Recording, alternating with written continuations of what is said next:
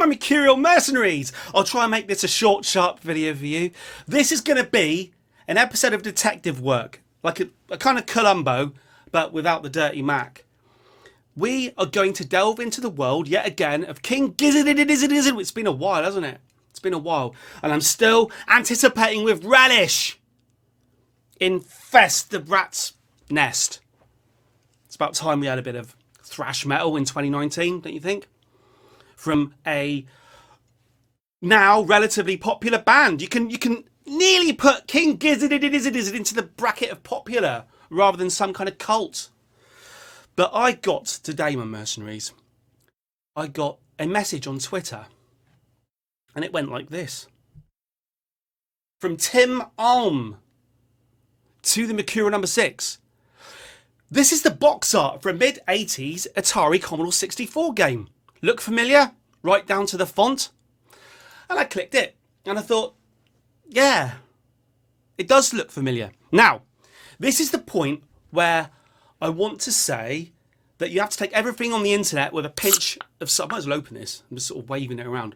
You have to take everything on the internet with a pinch of salt. And my first reaction was, this could easily be a setup. Anybody could go on the web, create some artwork, and you could even sort it so that if you search for this particular game, you could create websites, you could go onto existing websites, you could create a piece of artwork, and you could infest the internet's nest with examples of the artwork you've created. So people will go, oh, no, it is real. It is real. So first of all, I thought we'd have to do a bit of detective work to make sure that this piece of artwork is real. Now, obviously, to set the scene, what we're talking about here is the King Gizzard and the Lizard Wizard album, one of your favourites. It's called I'm in Your Mind Fuzz. And as you can see, let's get the English right here. There are huge similarities, more than huge similarities, between this artwork and this old Commodore 64 game. Now, this old Commodore 64 game claims to be from 1984. Now, why is this important? It's probably not particularly important. It's just something to talk about today. But, there are a couple of issues here. The primary issue, as we explore this concept, is going to be whether it's a problem to lift art from the past. Is it even a problem? In the last video I did, I talked about Andy Warhol just taking previously existing artwork and making pop art out of it. With sampling. This is now becoming the norm. But with this particular case, there is the whole Gizzverse thing. Now, that's not something I've thought about for a long time since I did a video on it. And I'm not sure it's really a thing. But for a little while there, I was convinced.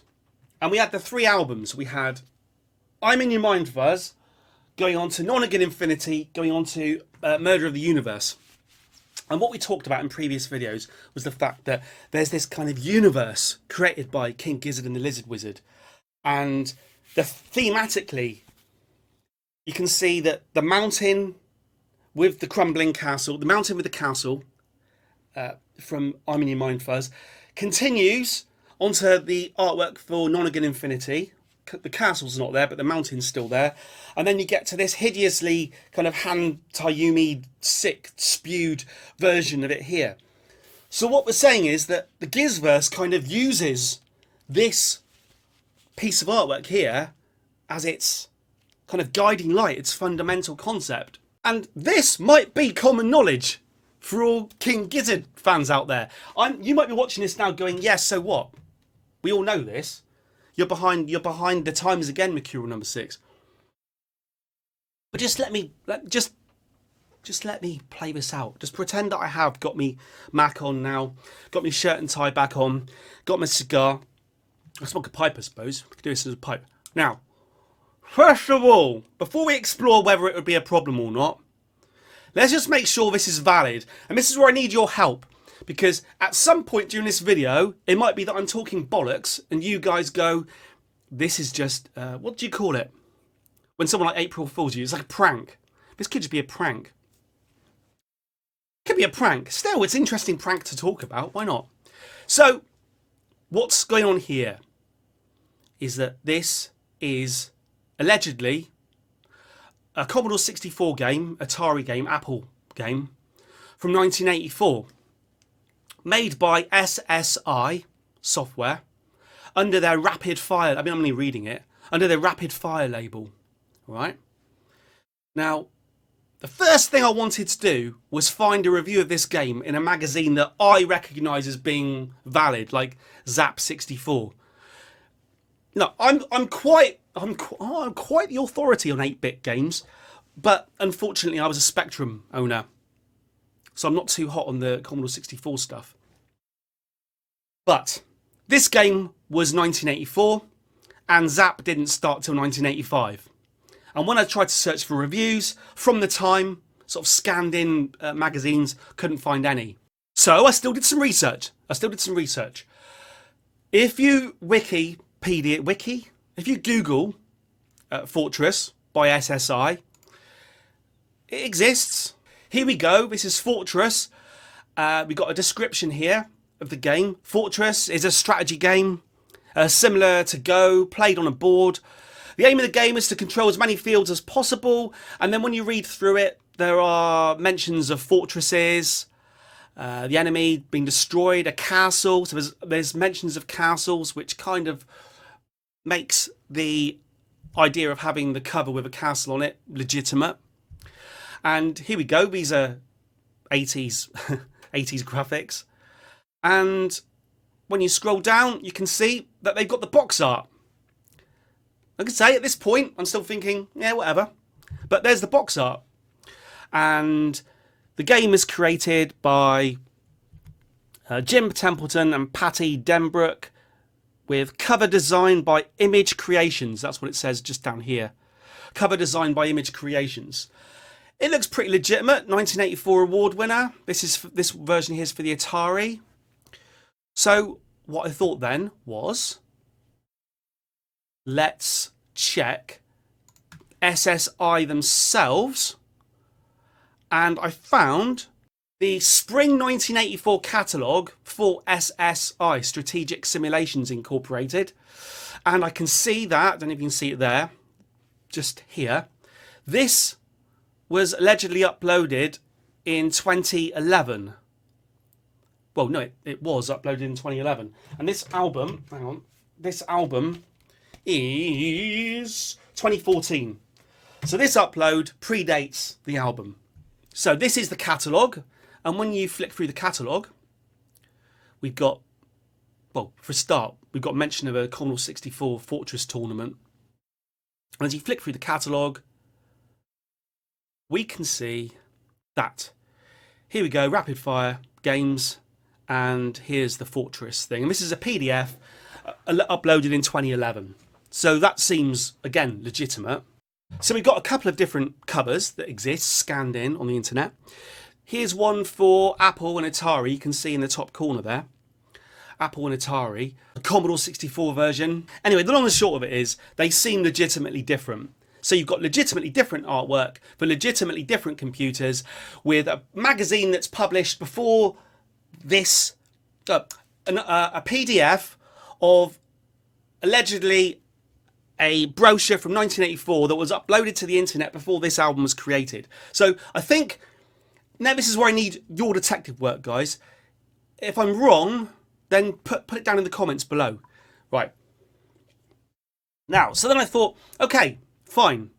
I'm surprised, but yes, there was a game called Fortress in 1984 by SSI, by Rapid Fire, and here it is. So this means that, now this is a problem as well. I keep getting this wrong. I want to say, is it Jason Gallia or Gallia? Gallia? I do apologise. Someone once told me to pronounce it like the melon. And I thought, what melon? A melon that does artwork for King Gizzard and the Lizard Izzard.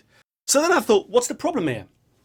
Jason Gallia created some artwork based on an old game from 1984. That's fine. So I thought, let's just check his website where he talks about I'm in Your Mind Fuzz. This is jasongalia.com. Artwork for King Gizzard and the Lizard Wizard, I'm in Your Mind Fuzz, released in 2014. And I kind of went through it, and maybe it says here somewhere, giving credit to the fact that it's an old game cover, but I can't see anything here. And see now, maybe it says it in here. Maybe it does say it. Perhaps we should just check, because if he credits it, there's no problem, is there? Art. See, I'm not sure. It just, can you see that? It just says it's there. You can see that? It just says art by Jason Galia. So I'm unsure. Now, when I first listened to the album, I had this to say. Here we go. It's not a gatefold. That's not important now. I find their choice of artwork interesting. I wouldn't say it's necessary. Oh, look. Just by pure chance, I'm wearing matching colour. I'm such a dick. I wouldn't say it's necessarily a good thing, but it's interesting. It's interesting. It's interesting, right. So, my problem at this point is I'm saying it's interesting. I then did other videos based on things that you guys tell me where I talked about the Gizzverse based on the concept of this mountain and this castle, which goes on through Polygondwana land and all sorts, doesn't it? With the crumbling castles and the ongoing saga of Han Tayumi. So now we've got to say whether it's important or not. Because if Jason was in this room now, he might just say to me, well, there's no problem here. I mean, he'd do it in an Australian accent, I expect. But he would say, there's no problem here. Yes, I produced some artwork based on an old game from 1984 called Fortress. And yes, I copied the font, which was an old gaming font from like 1984. I copied the Fortress font. I did add a few extra little bits and pieces there to it. And I've kind of created a new work from an existing work. Like I keep saying with my Discovers, I'm creating new work from existing work. I would be on his side. I'd be on his side. When it comes to how much of the existing work he used, let's just bring up an example here. Bear with me now. So here's the I'm in Your Mind Fuzz album cover. And here, with no trickery, pokery at all, is just placing on top the Commodore 64 game cover. All right? So there's Fortress.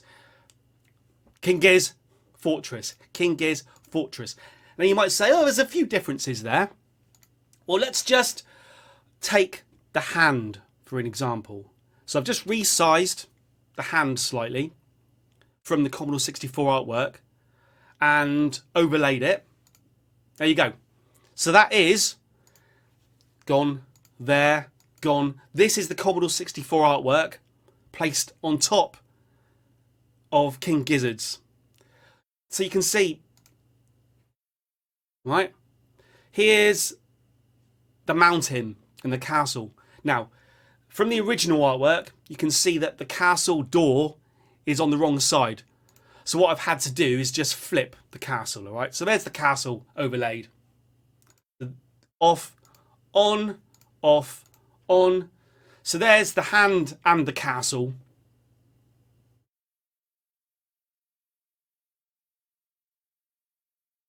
There you go.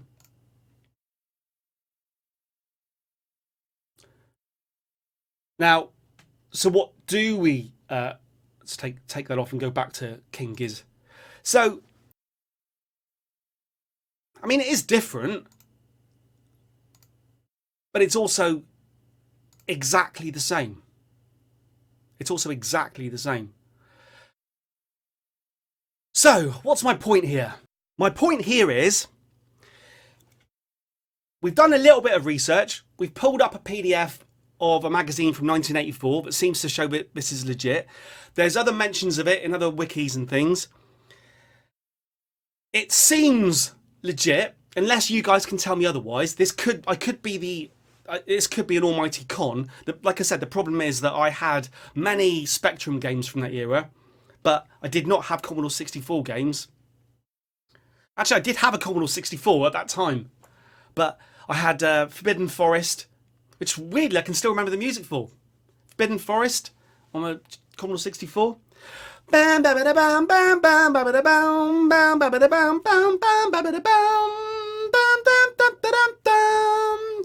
Aztec Challenge. But the Commodore 64 broke. So I ended up getting, well, I got an Electron. But anyway, I ended up getting a Spectrum. So I don't recognise this artwork as being a computer game artwork. So I need you guys to tell me whether this is all legit or not. And also, if you already know all about it, because Jason has already said, yeah, I copied an old game. It's kind of like, you know, I grew up thinking, there's a song by called Revelations by Iron Maiden. And the first, oh God, I'm gonna bow down and here I cry. I have no time to let people drift and die, and all this sort of stuff at the beginning of the song. And then you find out that no, it's just he's just reading like a hymn or something, previous work. Those moments in time where you really value something and treasure something, and then someone goes, oh no, that's not by who you think it is. That's by cover songs. You'll really get into a great song, and then someone will go, it's just a cover. The original's from 20 years ago, mate. And you go, oh, you have to reevaluate your life. You what? It's a cover. It's like this album cover is a cover. Maybe, unless you tell me otherwise. And the whole Gizzverse is based upon an old Commodore 64 game. Yeah? No? Yeah? And don't sort of come at me here. If I'm wrong, just tell me nicely that I'm wrong. And also, I'm not having a go. This is me just pointing something out that was pointed out to me on Twitter. And I'm still unsure. I've done the minimum of research here. I tried to go a bit deeper. I tried to find more out about this game. But there's not a lot out there to see. It seems to be Fortress, a game of strategic deployment and fortification, copyright 1984, Iconographics Incorporated. So I think Iconographics made the game and SSI probably published it. So it seems legit, and so the Gizzverse is based on an old computer game. So I take this as old news, yeah? This is old news. What are your feelings? What are your feelings? Let me know down below.